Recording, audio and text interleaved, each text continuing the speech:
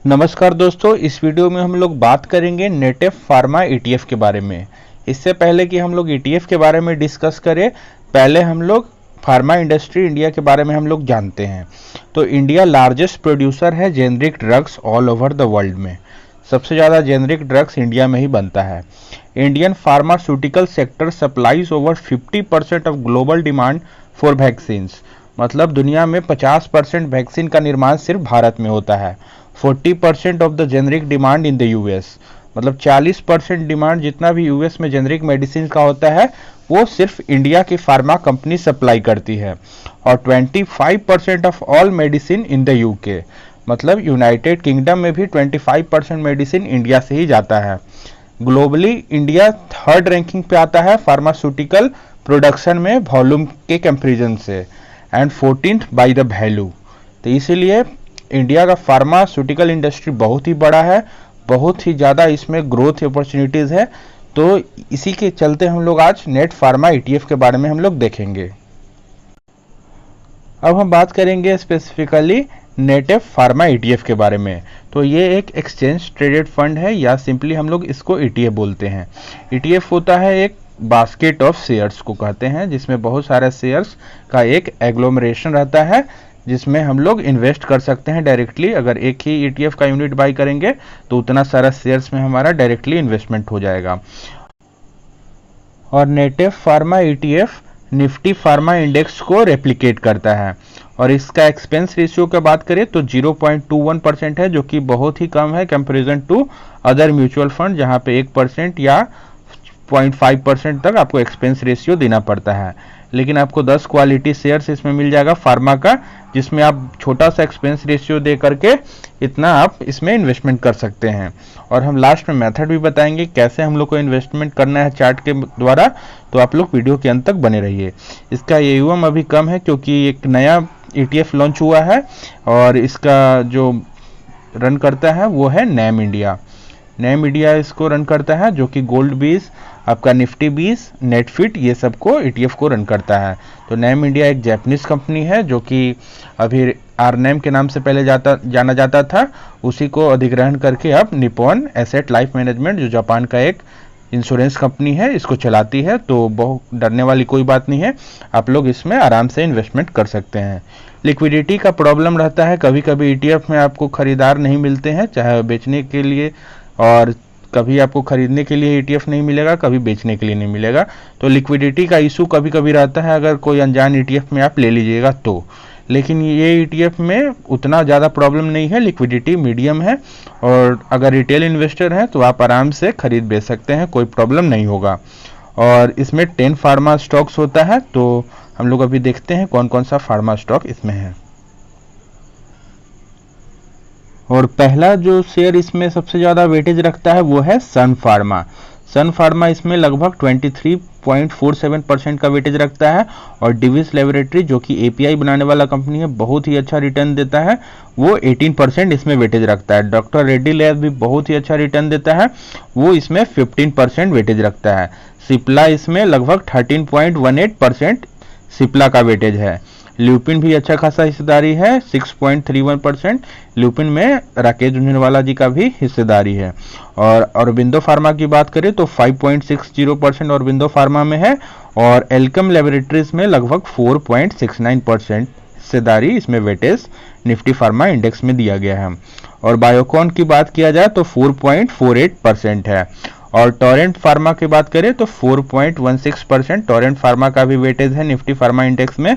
और Cadila health care, जो कि अभी बच्चों का जो वैक्सीन आने वाला है वो कैडिला हेल्थ केयर ही बना रहा है, लगभग 3.88% इसका वेटेज है।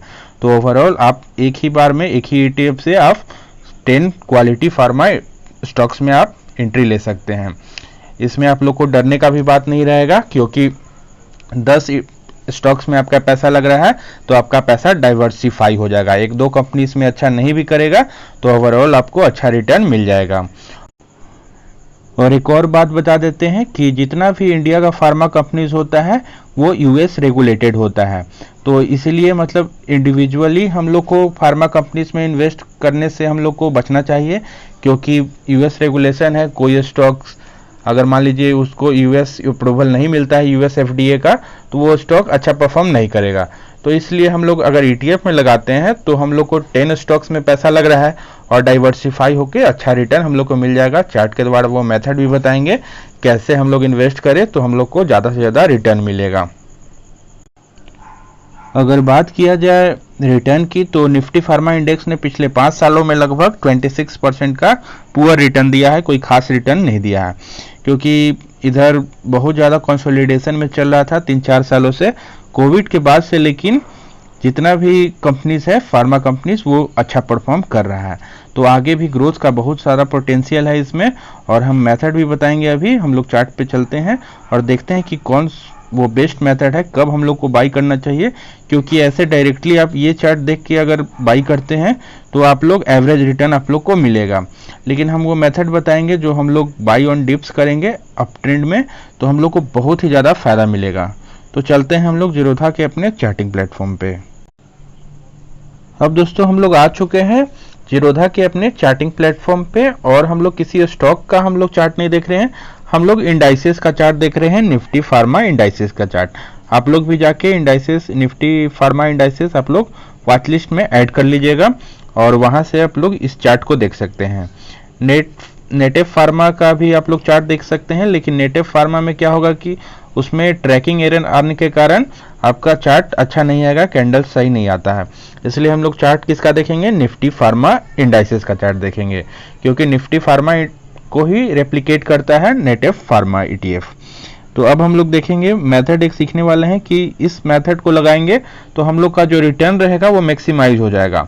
जो आपको नॉर्मल रिटर्न मिलता है उससे डबल या उसके करीब रिटर्न मिलेगा। मान लीजिए अगर 15 से 20% का रिटर्न आप एक्सपेक्ट कर रहे हैं अगर एवरेज रिटर्न, तो इस मेथड को लगाइएगा तो आपको 30 to 35% रिटर्न आराम से मिल जाएगा। ये मेथड लगा कर देखिएगा तब आपको फायदा होगा। तो हम लोग इस मेथड को पहले सीखते हैं। तो हम लोग को 3 इंडिकेटर्स का आवश्यकता पड़ता है दोस्तों। एक 20 का मूविंग एवरेज जो आपको ब्लू लाइन शो कर रहा है, और एक 200 डेज का मूविंग एवरेज जो आपको पिंक लाइन शो कर रहा है, और तीसरा इंडिकेटर हम लोग को चाहिए पिवट्स लाइन या पिवट पॉइंट्स भी बोलते हैं। तो पिवट लाइन बेसिकली सपोर्ट या रेजिस्टेंस हम लोग को बताता है। अगर प्राइस अपवर्ड मूवमेंट करेगा तो पिवट लाइंस रेजिस्टेंस देता है प्राइस को, अगर प्राइस नीचे आता है तो प्राइस को क्या करता है, सपोर्ट देता है पिवट लाइंस। ये मेथड क्लियर है यहाँ तक, और हम लोग स्टडी सेक्शन में जाके तीनों इंडिकेटर्स को लगा सकते हैं। और बात किया जाए कैसे हम लोग को इन्वेस्टमेंट करना है, तो हम लोग को एक थंब रूल याद करना है। तो थंब रूल वो है कि अगर 200 डेज के प्राइस करीब में या उसके नीचे में चल रहा है तो उस सिचुएशन में हम लोग बाई करेंगे। 200 डेज के लाइन पे भी बाई कर सकते हैं। कभी कभी हम लोग को करीब में भी बाई करना पड़ेगा, काहे कि कभी कभी प्राइस बहुत ज़्यादा अप ट्रेंड में होता है तो 200 डेज के मूविंग एवरेज के करीब नहीं आता है, ऊपर से ही घूम जाता है। लेकिन हम लोग जनरल केस में याद रखेंगे 200 डेज के मूविंग एवरेज के अगर नीचे हम लोग बाई करते हैं, जैसे देखिएगा कोरोना के समय जब फॉल आया था, कोविड के समय पिछले साल, तो प्राइस बहुत ही ज़्यादा नीचे चला आया था 200 डेज के मूविंग एवरेज के नीचे। तो हम लोग अगर यहाँ बाई करते दोस्तों तो बहुत ही बड़ा अप मूव हम लोग कैप्चर कर सकते थे और हम लोग बहुत ही ज़्यादा प्रॉफिट में बैठे रहते। और क्योंकि ये तो 10 स्टॉक्स का कंप्राइजेस है तो हम लोग को डरने का भी कोई बात नहीं है। कोई एक स्टॉक में हम लोग को तो इन्वेस्टमेंट करना नहीं है।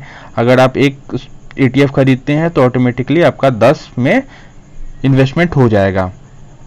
तो हम लोग जब भी 200 डेज के करीब में आता है तो एक अपवर्ड मूवमेंट शो करता है जनरली, अगर बुल रन चल रहा हो तो। अगर बुल रन नहीं चल रहा था तो प्राइस नीचे भी आ सकता है, ऐसा कोई जनरल केस नहीं है।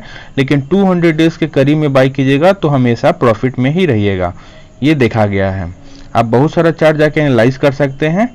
और हम लोग एक और बात सीखते हैं कि हम लोग को एक बार में तो इन्वेस्टमेंट करना नहीं है, तो हम लोग इन्वेस्टमेंट करेंगे, एवरेजिंग करेंगे अप ट्रेंड में।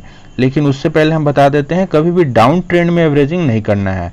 डाउन ट्रेंड में एवरेजिंग करना है, जैसे 200 डेज के प्राइस बहुत ज़्यादा ऊपर चल रहा है तो हम लोग वैसे सिचुएशन में बाई नहीं करेंगे, अपना कुछ प्रॉफिट हो सकता है तो बुक कर सकते हैं। जैसे 200 डेज का लाइन ये है और प्राइस हमारा यहाँ चल रहा है, तो इतना दूर में अगर कुछ प्रॉफिट बुक करना है तो कर लीजिए। अगर लॉन्ग टर्म के इन्वेस्टर है तो और ऐड करना है तो वहाँ पे ऐड नहीं करना है, क्योंकि प्राइस बहुत ज़्यादा दूर चल रहा है। हम लोग वेट करेंगे 200 डेज के करीब आने का। तो ये मेथड रिटेल इन्वेस्टर लगाते हैं कि जैसे ही प्राइस नीचे जाएगा और खरीदेंगे। जैसे यहाँ पे आया तो कुछ खरीदे, फिर कुछ आया नीचे फिर खरीदे, फिर कुछ आया फिर खरीदे। ये मेथड बहुत ही रॉन्ग है। इस मेथड को आप लगाइएगा तो आपको अच्छा रिटर्न कभी नहीं मिलेगा। आप लोग लगा के देख भी रहे होंगे, क्योंकि अभी तक आप लोग को अच्छा रिटर्न नहीं मिल रहा होगा। इसीलिए ये मेथड नहीं लगाइएगा, नहीं तो आपका पोर्टफोलियो उस स्टॉक या ETF में 20% निगेटिव चला जाएगा। तो हम लोग ऐसा मेथड नहीं सीखेंगे। डाउन ट्रेंड में ज़्यादा एवरेजिंग नहीं करना है, हम लोग को वेट करना है 200 डेज के करीब आने का, और बेस्ट होता है नीचे आने का। इतना आप किसी भी स्टॉक और ETF में ये मेथड लगाते हैं दोस्तों तो बहुत ज़्यादा फायदा आपको मिलेगा। और हम लोग एवरेजिंग कैसे करेंगे, तो हम लोग वेट करेंगे 20 का लाइन को इंक्लाइंड होने का। जनरली अगर 45 डिग्री का एंगल बनाता है तो हम लोग मान के चलेंगे अब इसमें बुल रन आ चुका है, तो हम लोग ज़्यादा इसमें अब एवरेजिंग करेंगे अप ट्रेंड में। तो एवरेजिंग करने का भी एक मेथड बता देते हैं। एक छोटा कैंडल होता है और एक बड़ा कैंडल, इसको बोलते हैं इनगल्फिंग कैंडल। बड़ा वाला होता है ग्रीन कलर का होना चाहिए और छोटा वाला किसी भी कलर का हो सकता है। ऐसा हम लोग को पैटर्न देखने को मिलेगा, तो हम लोग वैसे सिचुएशन में और भी अपना क्वांटिटी इंक्रीज करेंगे।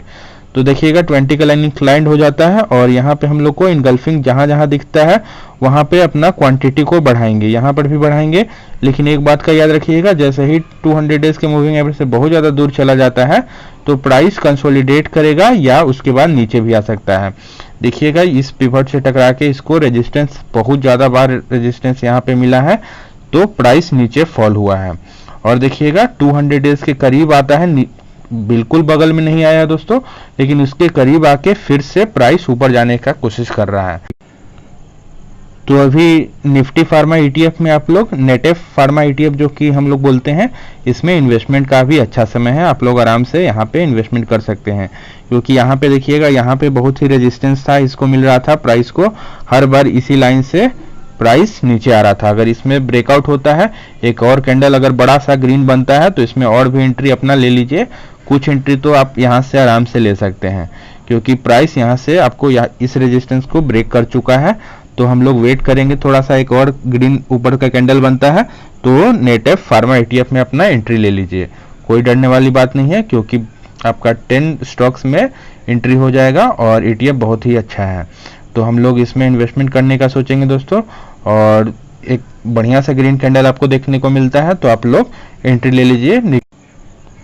और यही मेथड को दोस्तों आप लोग बढ़िया से फॉलो कीजिए, आप लोग को बहुत ही अच्छा रिटर्न देखने को मिलेगा। तो होप आप लोग को वीडियो पसंद आया होगा। अगर वीडियो पसंद आया होगा तो वीडियो को लाइक कर दीजिएगा, चैनल को सब्सक्राइब कर लीजिए और अपने दोस्तों में शेयर कर दीजिए। चलिए, थैंक यू।